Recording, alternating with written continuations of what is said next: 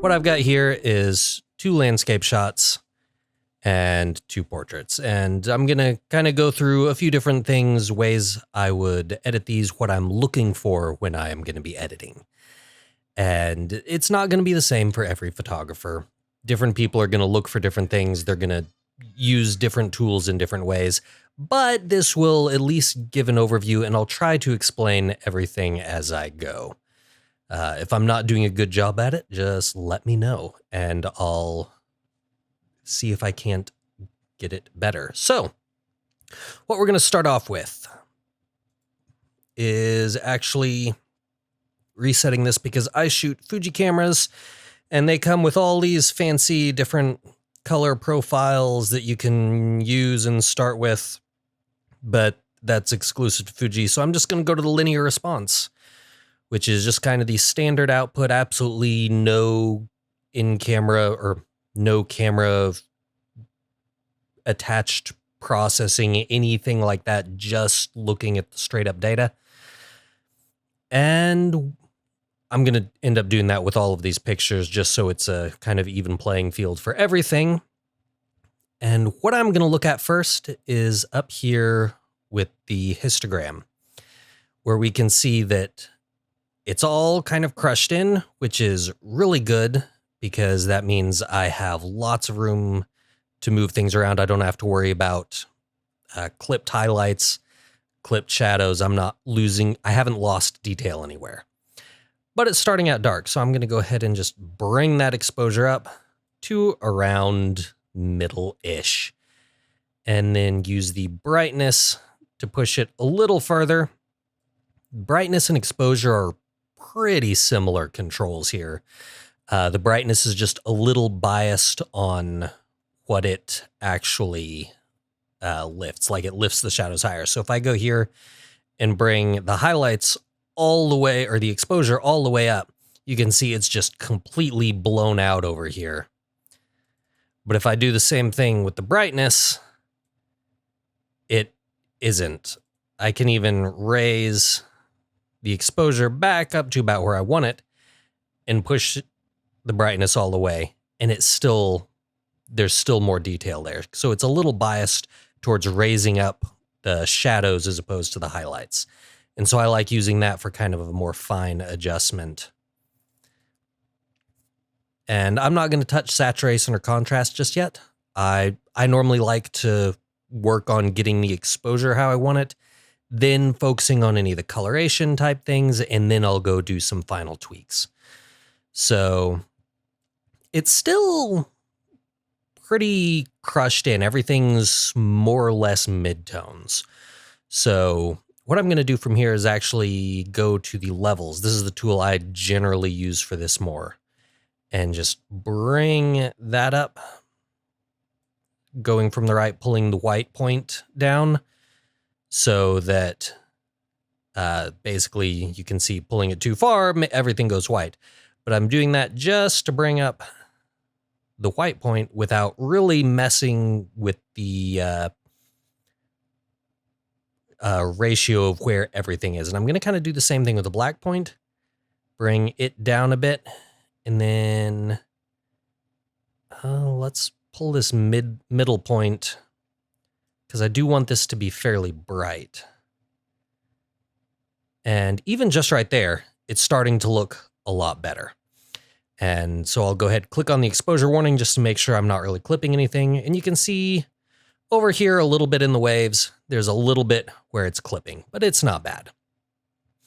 And so this is a good start for me right here, where I'm wanting to really start getting into actually making more creative adjustments to the photo. And I may go ahead, I'm actually going to go ahead and turn that exposure warning back on just to keep track of where I'm at, and raise these highlights up. And you notice I'm pushing it to where things are starting to clip, because the sky was completely clear. It was kind of hazy the day that I took the photos, but there's no clouds. There's really no detail in the sky. And it was a sort of long exposure picture. It was 3 seconds on a tripod. So the detail that would normally be in the waves is already blended just from the exposure time and the motion of the waves. So I'm not too worried if there's a little bit of clipping loss detail in those areas, but I don't want to push it to be too much. And so I'll just go ahead and turn that back off because that's looking pretty good right there as far as where I want the highlights. And then I can do the same thing with all this other stuff. I'm going to bring up these shadows a little bit just because the vignetting from the lens I was using was a little bit strong in those corners, and I just want to kind of get rid of that if I can. And then bring the blacks down to kind of counteract what I just did a little bit, but mostly for along this pier, although it is kind of affecting that edge of the wave there. So I may just reset that and I will fix the pier a different way. And then coming down to the curves, it does essentially the same thing as the levels, just in a different way. So I can grab the midpoint and bring everything up, and you can see it's giving it a nice curve to everything. So it is a fairly natural adjustment. A lot of people really rely heavily on this curves tool to make those adjustments.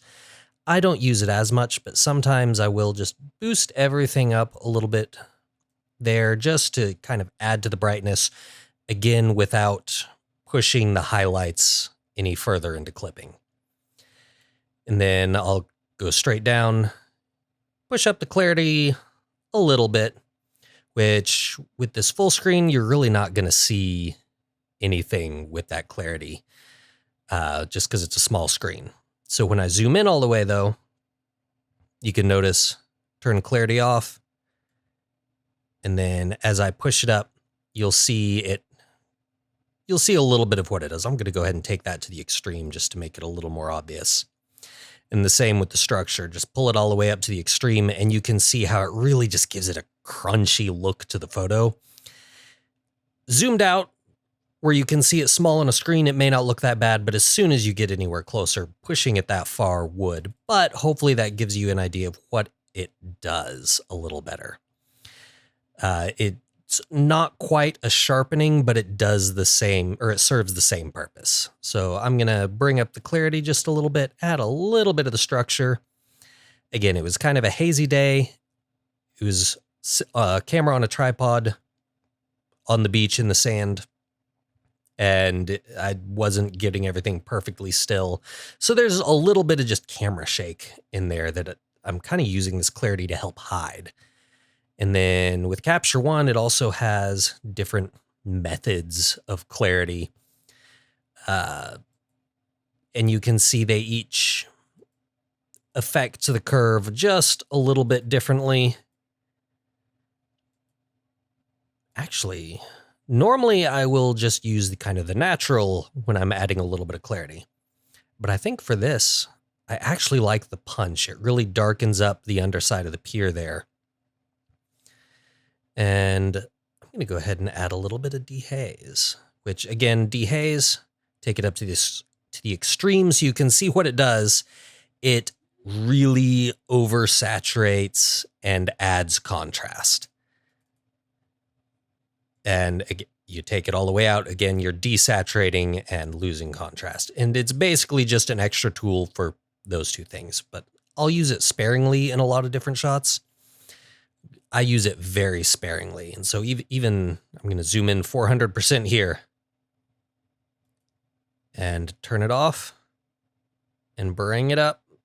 If I'm on the slider, bring it up a little bit. And you can see it's not really doing much, but it just gives it that little bit of extra contrast there. And that's kind of the main process I do with every photo to get the brightness and contrast adjustments where I want it. If I really want to, I'll come up here back to the contrast and saturation. But that's kind of the main what I'll do with that. From here, I'll go back over and start looking at white balance. I actually kind of like where this was shot. If I put it over just straight to daylight, it kind of gives it a little bit too blue-greeny of a tint. So I'm just going to leave it as shot. Then I've got the color balance wheel, which I really don't use unless I'm looking for a more artistic shot. In which case, this is the place where I could go do like the teal orange overhyped thing, which if I do that, I'll usually bring it down. I've got the oranges way up high still too. So let me bring that back down. And this side just adjusts how much of the color. Of course, the wheel is what color. And then over here is you can brighten or darken based on the value, whether it's shadow, midtone, or highlight.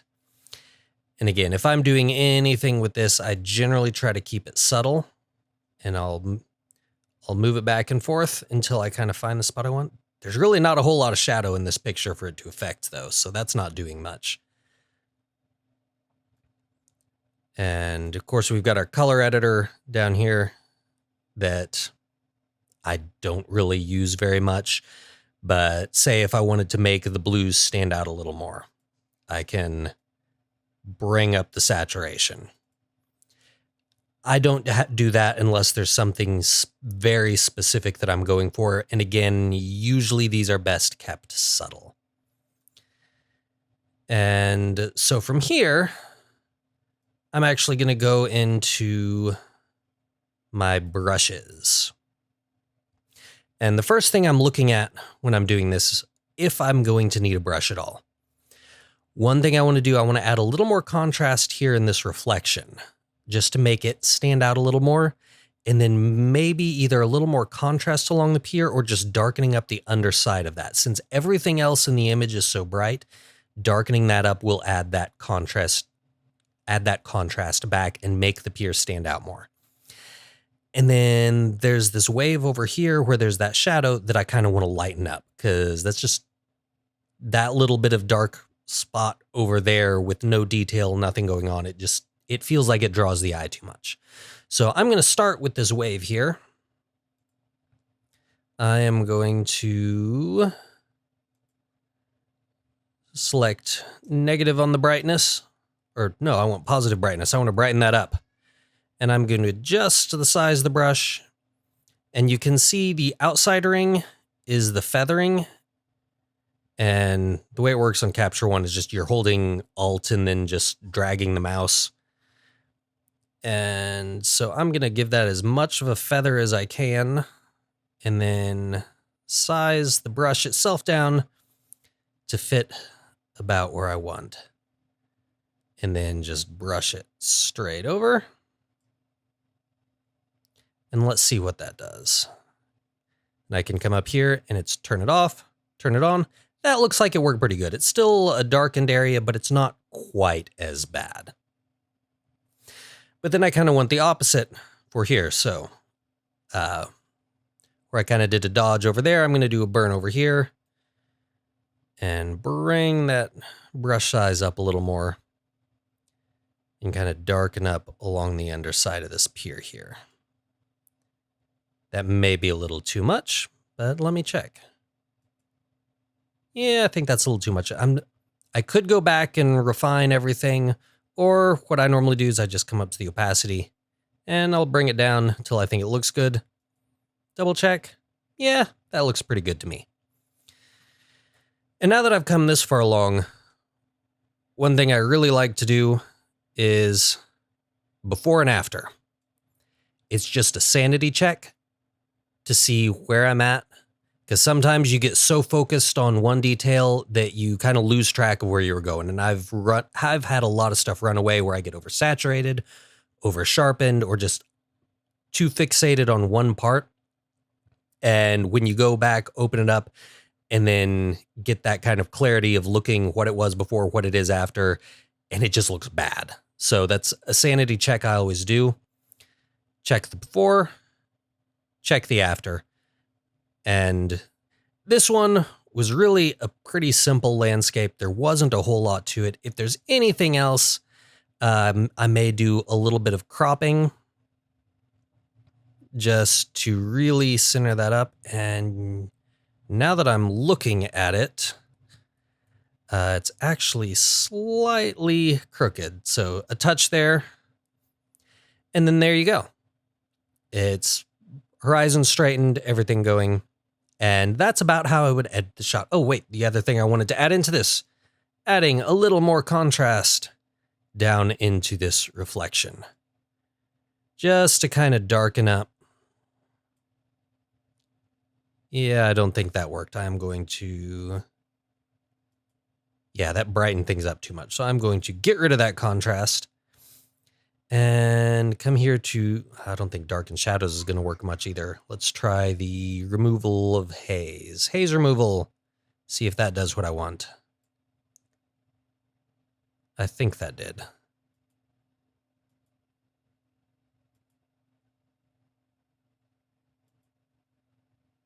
Yep. Maybe a little strong, so I'm going to bring the opacity down. And then check it again. Okay, that's a much more subtle touch. Maybe bring it down a little more. And that looks better. And for something like this, that's basically it. There's not a whole lot necessarily that needs done to the shot. Just some kind of basic adjustments and a few things that I just wanted to clean up a little bit. And I'm going to... If I can find the right thing, bring up Discord, make sure I'm not missing any questions. F1, that is because it was a manual only lens, and that's just the way the Fuji camera reads it, because it can't tell what the aperture is. So yes, it is. I think I was at I'm trying to remember because this is like 3 years ago with the manual lens. That was either f5.6 or f8. That's usually what I shoot landscape stuff at.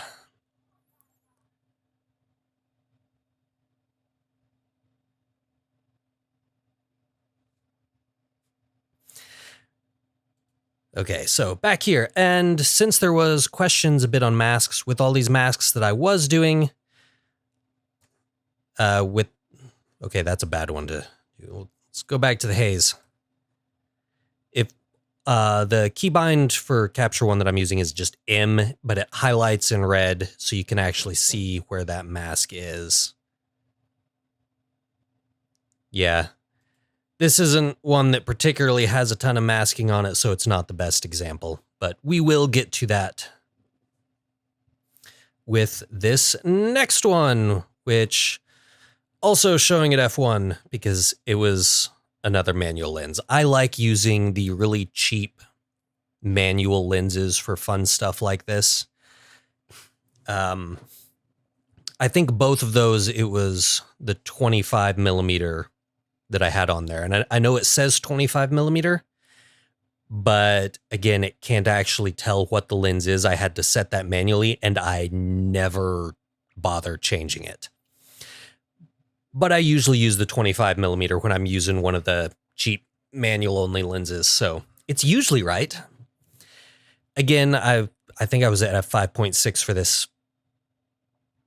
Maybe f4 on this shot, but somewhere around there. I was not wide open. But I think it's a 1.8 lens. So again, with this shot, kind of coming back, same type of thing. I'm looking at the histogram, seeing what I've got to work with. It's a full stretch of ranges. Turn on the exposure warning. Nothing is clipping. But I do have brighter highlights and I have darker shadows. And this is one that's going to take a little more work because I've got those bright highlights and dark shadows. As soon as I start pushing that exposure up, those clouds just lose any sort of detail. So what I would start doing there is just bringing up the brightness. I'm not really even going to touch the exposure because it was pretty good where it is, but the brightness, it's biased towards raising the shadows. And so that clears up some of the lack of detail in the shadows there without completely blowing out the sky. So now I can just grab the whites and bring those down a bit and bring some of that detail back in. I don't want to go too far with taking the whites and highlights down, or it just makes it look flat. And you can see up here in the histogram how much of a gap there is between where the clouds are and the edge of the histogram. So I do want to leave some detail in there, but I also want to leave some bright whites in there. That's something I know some people are really, when they do skies with clouds and stuff, they want the extra detail. Other people are perfectly fine just letting the whole sky get blown out. I'm kind of middle of the road. I don't want the entire thing blown out. I want there to be a touch of kind of the natural color and detail, but I'm not too picky if there are slightly overexposed highlights in the clouds. And so from here, I'm going to bring up the shadows just a bit to finish getting rid of some kind of the vignette and just where it was shadowed there. And then down here on the levels, I'm going to grab this midpoint and bring it back down some to readjust the whole picture to fit that. And now you can see just with that, I'm getting a little more detail there. So let me just pop the whites back up to 0. No adjustments there. Yeah, if I adjust the midpoint too much, that looks like it's gonna not really affect the clouds until it's over affecting what I'm looking for. And that's something I'll do. I'll take a look at something, I'll try it, and I'll go back and forth between 2 or 3 settings a handful of times. And with this shot, I know if I try to really get the dark areas in there, this whole bottom and left side is going to go just really dark. And as you can see, as I start bringing it in where those blacks start completely losing detail within the trees. And so I want to add contrast, but I can't do it just by lowering the black point or lowering the shadows. So one other thing you can do coming in here in the curves is you can do an S curve, which again, sort of does the same thing, but I can start that S curve right here. And so now I'm able to control exactly where that curve is happening. So if I wanted to really make it flat, I can go that way. But this lets me bring up kind of the midpoint around where the kids are, which happen to be my 2 kids, where they're walking along the path. Still darkening up some of these shadows without darkening the entire kind of area of that picture, kind of the whole bottom and left of the shot. Again, I like adding just a little bit of clarity. Not much, not enough to really be noticeable. A touch of dehaze. And so this is kind of my baseline for this shot. So now that I've got that baseline, I'm going to do a before and after. Just, okay, am I on the right track? Am I going crazy? Have I gone completely overboard with something? And right now, it doesn't look like I have. But I am about to. I'm going to go crazy with this shot because it just looks kind of bland. Like, it's interesting. There's the path leading through there, highlighting kind of leading lines towards the kids. You have the good contrast between the brightness of the sky in the upper right and the trees and kind of the ground in the bottom and left. And everything converges and leads into this midpoint. But as far as the coloration, it just kind of gets bland. And so I'm going to try to make that more interesting by getting into some of these color adjustments here. And starting off with white balance, which I probably should have done earlier. Daylight, to me, just makes it look a little too blue. This is a little too orange. So I'm actually going to go back to the daylight because I can work with that. And on this shot, I am going to add these blues fairly strongly into the shadows and pull the shadows down a little bit to darken it up.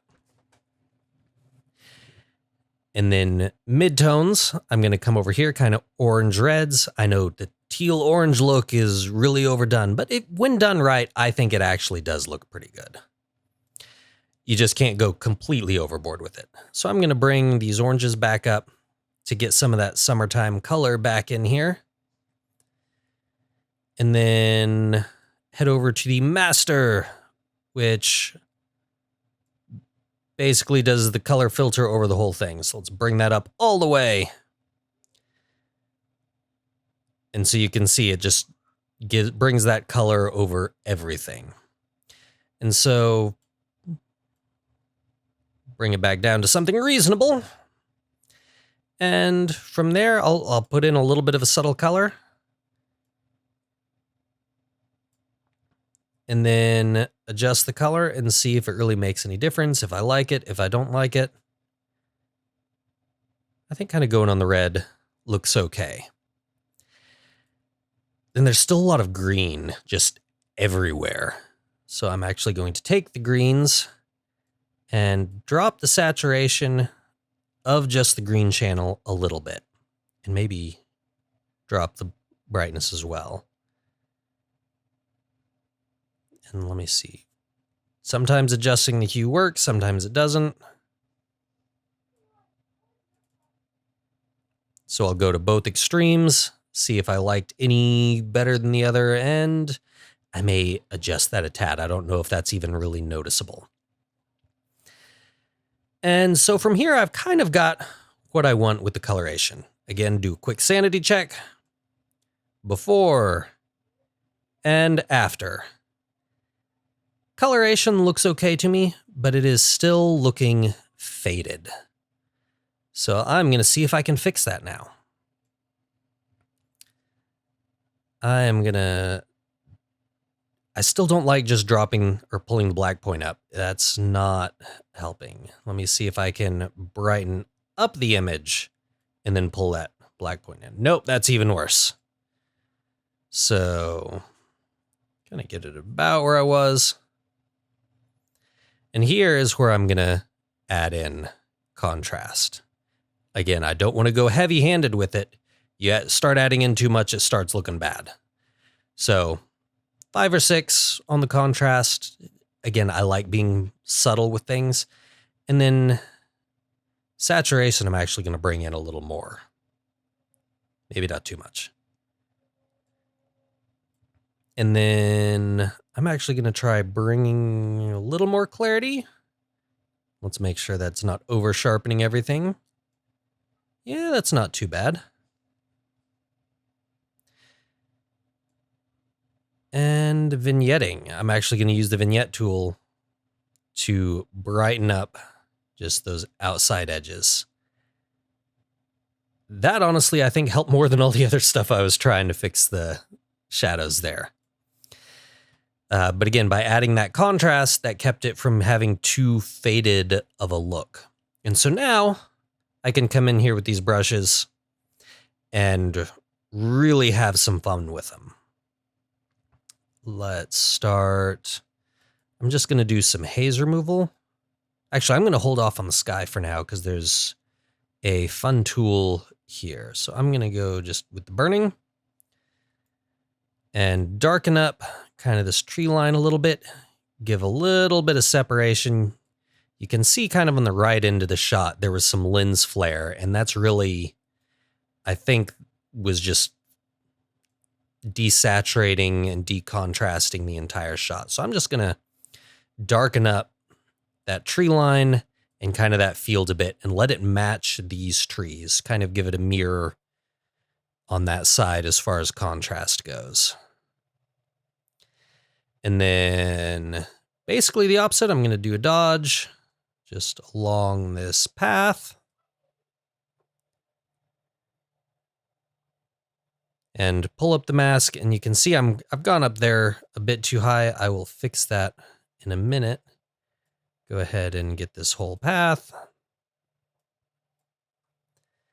And then I'm going to come up here, hit the eraser, make it real big, really feathered, and basically just brush away the extra with the feathered area of the brush. I'm not going in with any hard erasing there, but just slowly kind of fading it out even more. And then get rid of the mask or the mask overlay. And then let's check to see what it actually do a quick before after. I think that looks all right. And we'll do the same with the burn.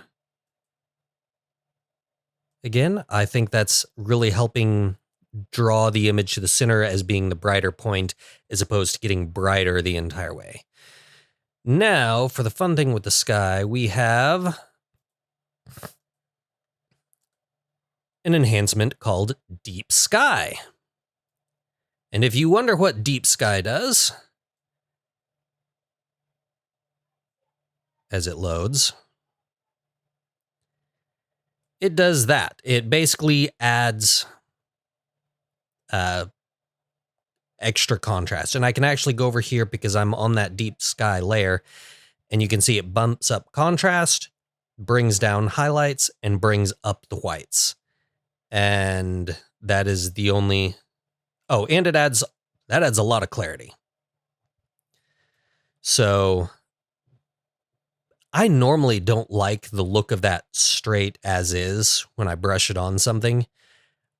But again, I'll bring down the opacity, or in this case, I'm actually going to come over here and bring down this clarity a bit and bring down the structure, because I don't want too much detail in the sky here. So I'm still not clipping anywhere on that cloud, although it's right up there. So it's right at the white. But now I've got a little detail in that cloud, but it's still not overshadowing the brightness where the kids are, since they are the subject of this photo.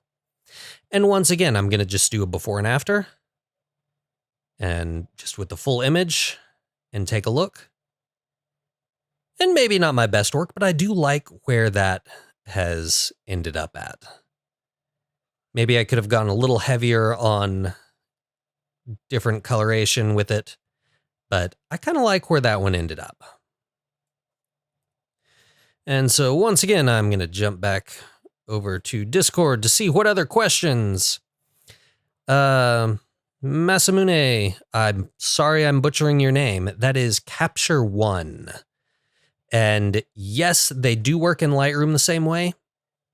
But some of the sliders are calibrated differently. So where I'm bumping things to, I'm going to do 5 or 10 out of 50 or 100 to get that little subtle nudge of clarity or the extra contrast. You may have to do bigger or smaller adjustments depending on which slider. That's also one of the reasons that when I grab a slider, one of the first things I usually do, even if I'm comfortable with it, I'll push it into overdrive and go way past where I want it, and just get that, okay, here's the extreme of what it is going to do to my photo, and then how much of that do I want in there. But yes, it absolutely will work the same as with Lightroom.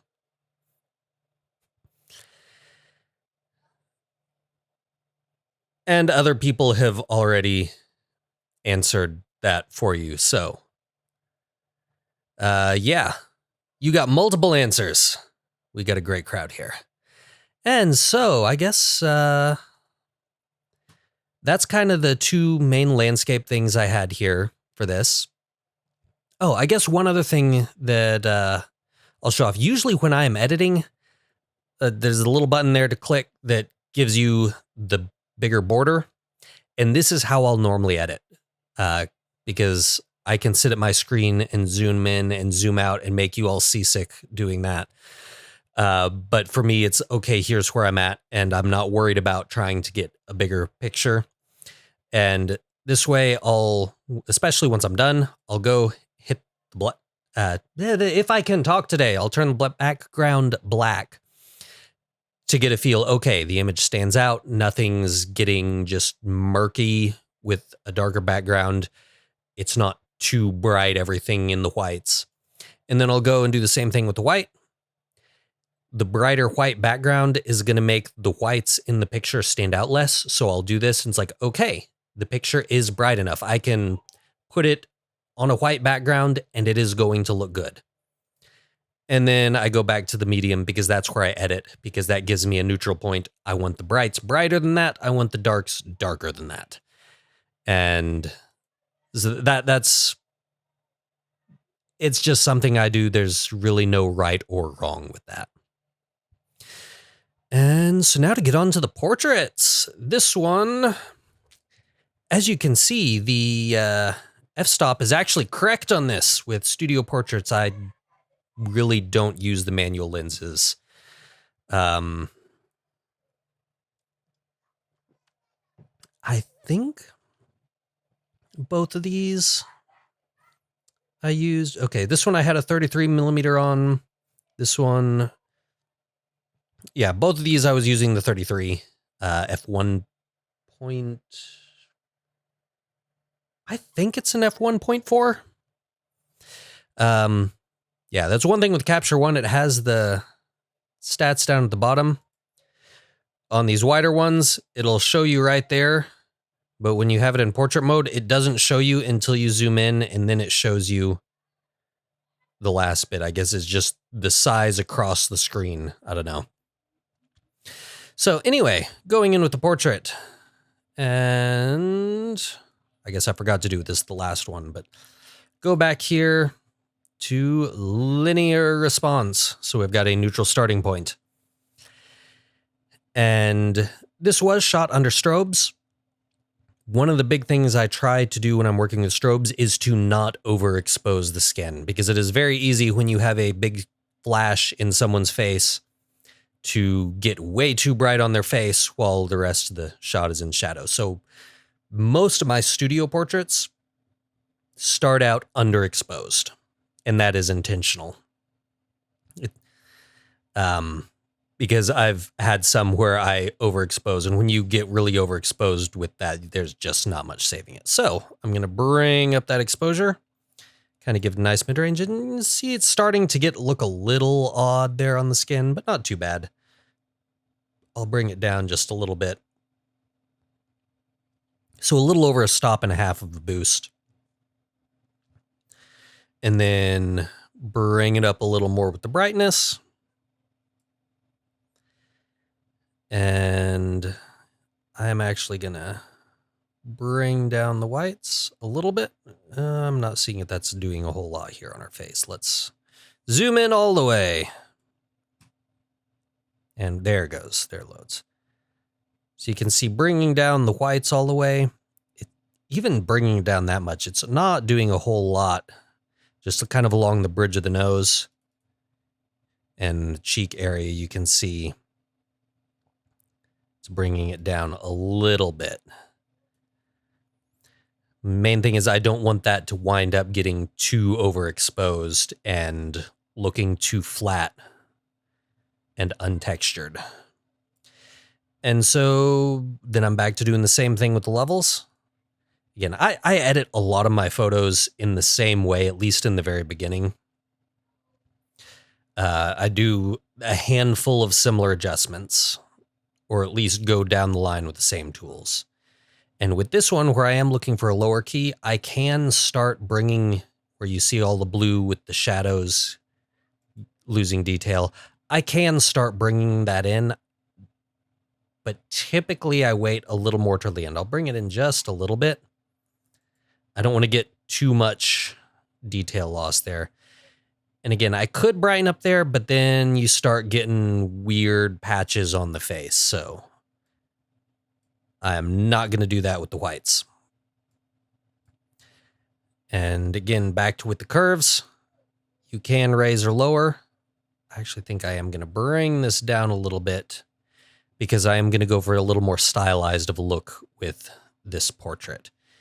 And for portraits, I will boost clarity a little bit more than maybe I would with an average shot.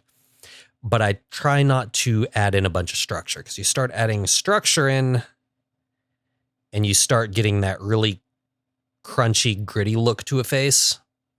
And of course, you pull it all the way out and it just looks like you missed focus. So I generally, on portraits, I won't touch the structure, but I will boost the clarity itself a little higher. And so that's kind of it for the base adjustments that I would make here. Generally, I would start with it a little bit brighter, but where I'm going to go from here is black and white conversion. And this is where it gets fun because now you can adjust the shade based on what the color was. So if you want to bring the skin up, you can bring the reds and the yellows up a little bit. And the blues for the dress, I could do that. Or what I'm planning on doing is pulling them into the shadows, which is why I didn't want to use the level tool to drop those shadows too much. It's because part of it is planning. It's okay, I go down this line and then I'm going to do this. But if I know what I'm going to do ahead of time, it's like, okay, I'm going to use the black and white tool to use that selective color to drop the shadows of the dress. So I didn't want to push that too early on in the edit. And from here, there's really not much left to do as far as basic exposure stuff goes. I could, if I really wanted to give it like a crisp, crunchy look, I can raise the blacks. It's actually kind of taking a little bit more than I would want to, but then drop the shadows. And so you can get that detail. I'm not liking that look too much for this particular shot, but I may raise the shadows just a bit. Hopefully I didn't just mess up what I had. But I may raise the shadows a bit. And so you can see if I put on the exposure warning, there's a little bit where the blacks have just gone to complete flat, no detail there. And that's fine. And so from there, I'm going to go once again to the brushes. And for something like this, you don't necessarily have to do a whole lot, but I am going to take the brightness. Now that I zoom way in on the eye, I got to shrink that brush down. I'm actually going to use a little bit harder of an edge for this because I'm going to go right in here on the iris, brighten that up, and then add a bunch of contrast. And the point of brightening it is because just by adding that contrast, it's just going to go dark. So just the contrast would go really dark. Just the brightness lightens it up. But adding the contrast, let me do a before and after here. By adding in that brightness and contrast, I guess part of that's also with the adjustments, but you can see kind of what it is doing overall. I'm wanting that eye to be visible and stand out. I may actually push that brightness a little more.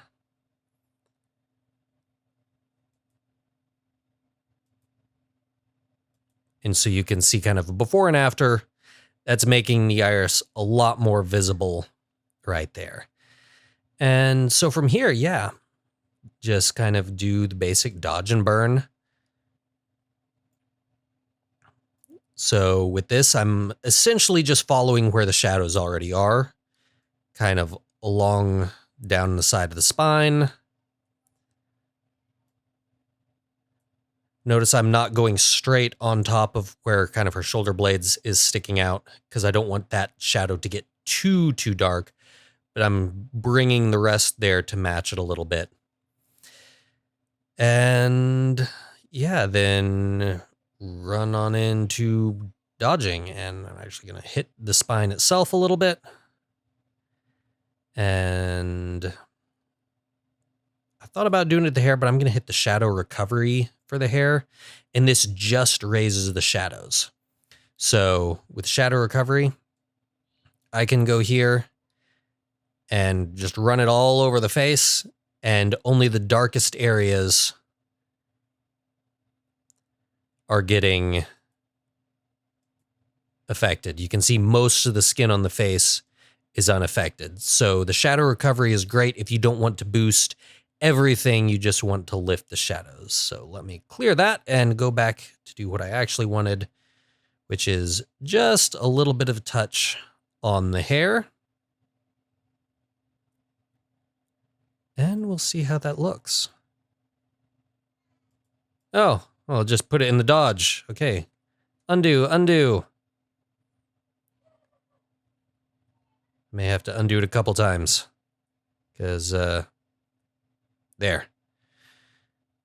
Now, back to recover shadows. Now that I've got the right brush selected, it makes this a lot easier.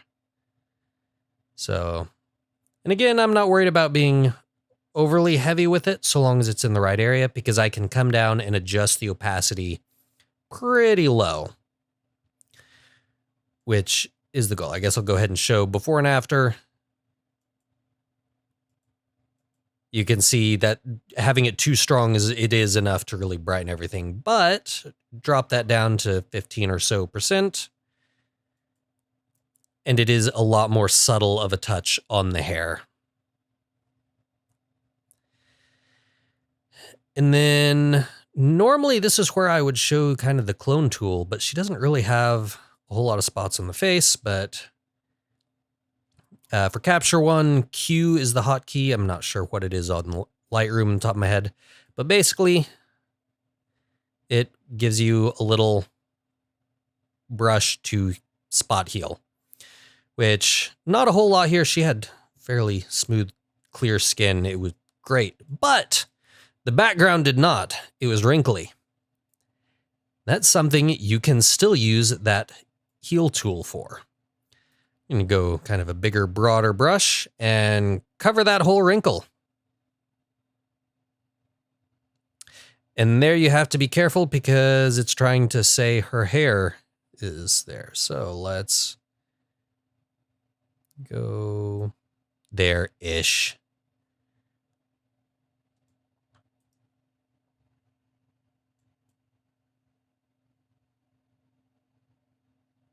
There. So now, do an off and on of the heal layer. It is a pretty decent wrinkle removal tool. Not perfect, but it does work. So that is another use for it. I use it for that just about as much as I do using it for skin tones, or for skin blemishes and stuff like that. I really do. I'll use that heal tool on my backdrop all the time. I really should spend more time ironing it, but I'm lazy, and 2 clicks with the heal tool is usually enough. And I will show something. I am not sure what Lightroom's version of this tool is, because it just updated to this for me today. And so I have not even played around with this a lot, but it has like an automatic face retouch thing. So I can go here and it says show detected faces, and it shows the face. And you can just hit blemish removal. Not a whole lot to do on this face, but it does it anyway. You can remove dark circles from under someone's eyes. This one, I haven't done a lot with. Like I said, I haven't done a lot with experimenting with it yet, but the dark circles one looks like something that would be easy to go overboard with. Same as the even skin. It looks like it's almost a trying to just smooth and flatten everything out too much.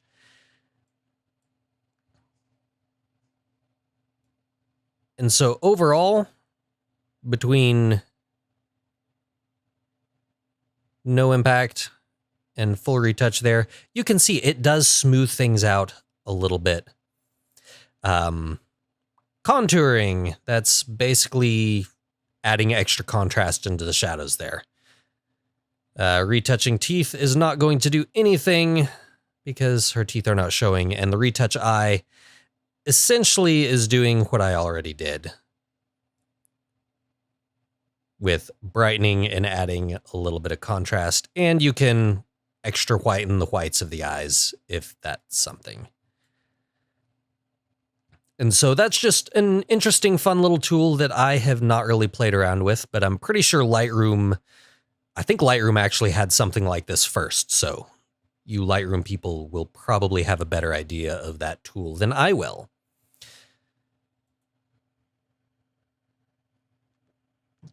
And then, of course, if you go to look to make any other adjustments, make sure you go back to your image layer so you're making the adjustment on the right layer. So now we will do the before and after for the sanity check of did I do a good job?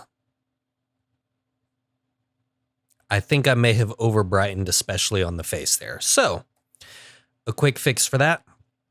We'll come back here to the levels and just pull down a little bit and then take the highlights and drop the face a little bit. And that'll kind of darken everything up while leaving the very brightest areas still bright. Once again, do a quick sanity check before, after. All right, I think that's looking pretty good. Again, complete different shift in like the shade of the dress versus the shade of the skin. And then, of course, after all of those adjustments, if we were to go back and take off the black and white, that's actually not too bad. Sometimes it can get looking really odd, though, once you make the adjustments in black and white and then go back to looking at it in color. So this one isn't too bad, but sometimes it will be. And I think that's about it for this photo for now. So I will go on over to the next one and take a quick look back at Discord. Well, I still have an audience, but it does not look like I have too many more questions, so I guess I will just keep on running through here. So again, same type of thing, except this was an outdoor portrait.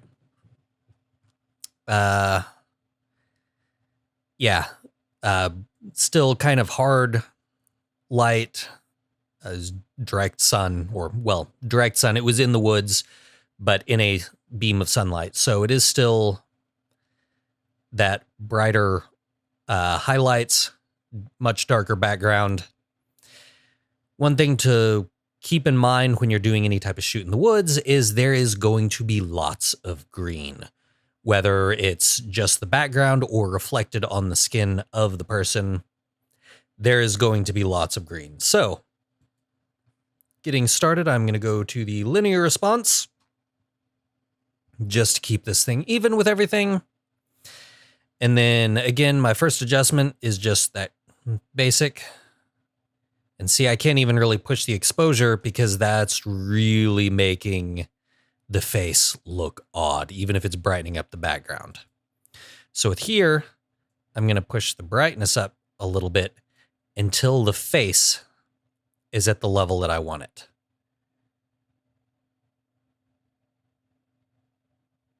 And I think that's about where I want it. I don't want to risk pushing it too high. I can always come back and make more adjustments later.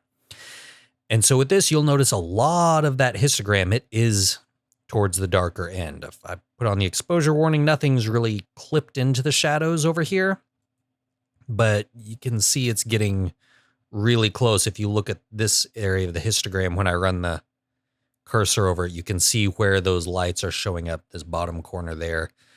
Even here on her hair is like really at the bottom of the histogram.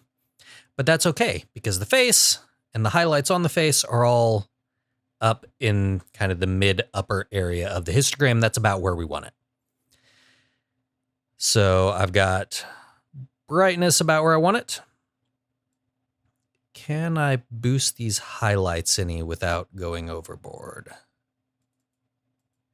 Yeah, it looks like maybe a little bit. And then taking the levels, I'm actually going to make it even more of a low key, bringing those levels, that midpoint to the right, to darken everything.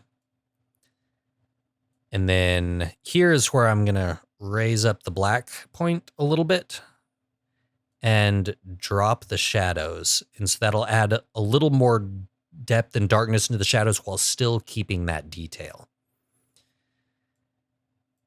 And yeah, I can use the Luma curve, raise that all back up if I wanted.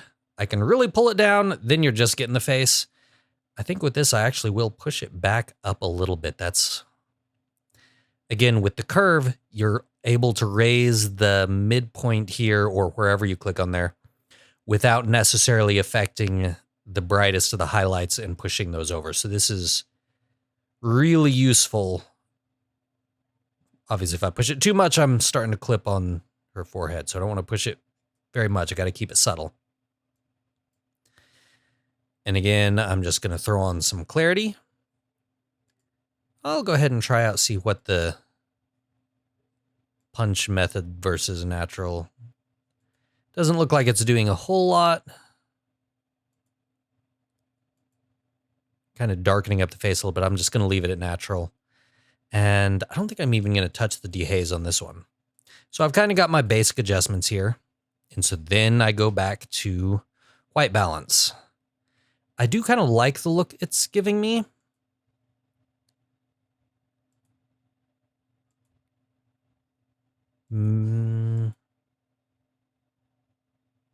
Daylight is maybe a little too towards the green. So I'm going to go ahead and start with the as shot white balance and just cool it off a little bit from there. So it's not quite so everything being red. And we'll go ahead and this is an area where I'll take blues into the shadow, and I'm going kind of deep blues here. And I'm going fairly heavy on these because I am looking for that contrast in color. And I'm trying not to add too much green to it. Especially the model had more red hair. I don't want it to start looking like a Christmas picture, green and red. And then kind of the same thing at the midtones. I will still leave that more towards orange so I get some of that skin tone-ish. Let's go a little overboard with it just so I can adjust the exact tone that I want.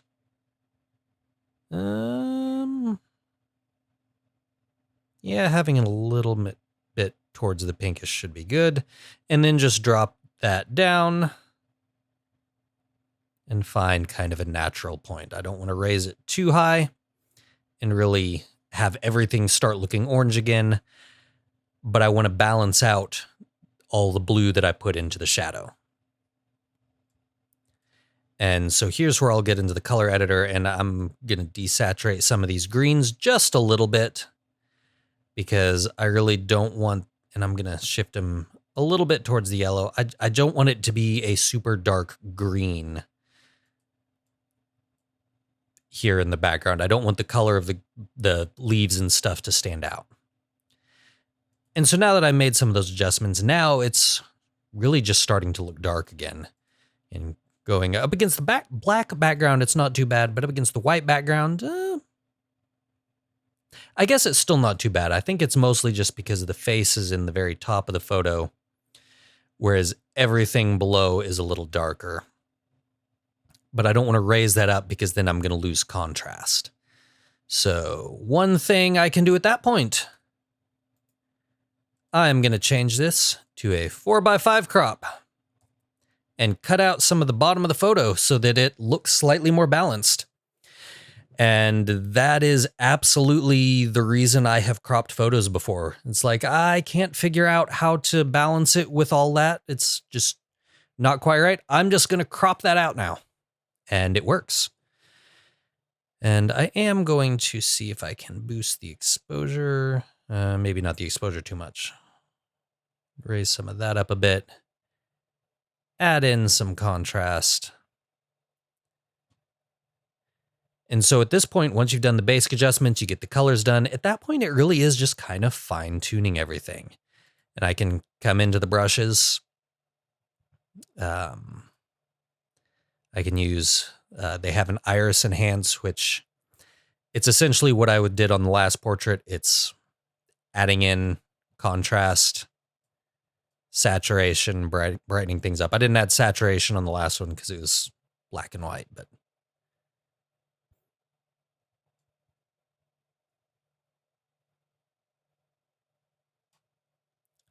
and we will see. That actually is not working too great this time. I'm going to remove that. And I'm just going to add a little saturation here. Just saturation manually. And that really is, it's kind of removing the blue. So what I'm going to do there, I added saturation and it still kind of washing it out. I am on that saturation layer and I am going to take it and come over here to the color balance wheel, over to the master,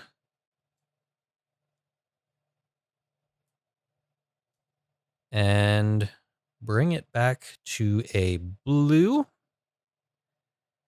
You go ahead and brush in a little more of that, make it really over exaggerated.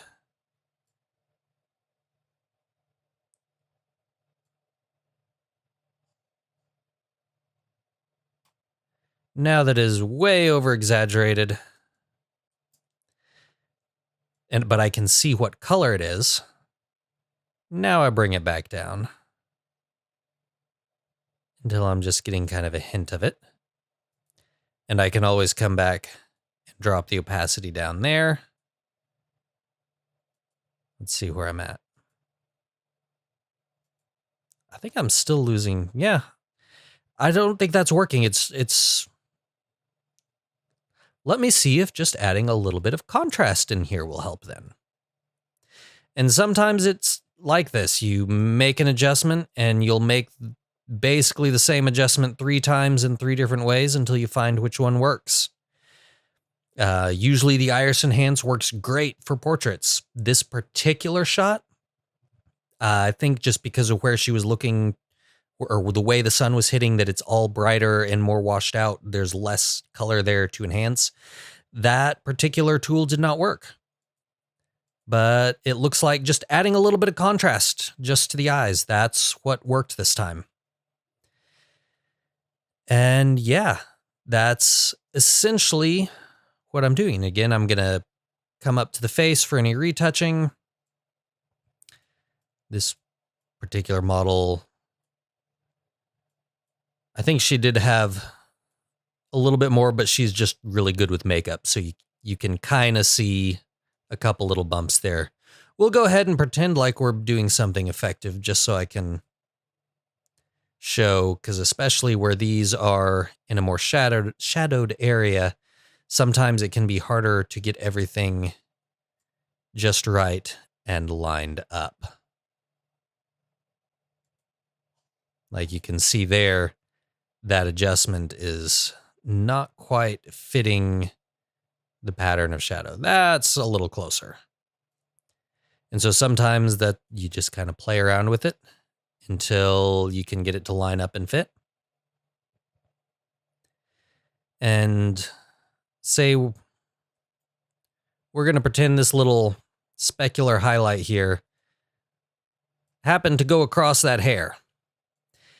And so that can be a tough part if you're doing something across hair, because then you want to go and make that adjustment, and hopefully you all can see, but I'm basically moving where it is cloning from until it is bringing a different part of that hair back into alignment so that when I zoom out, there's not like a missing piece of hair there.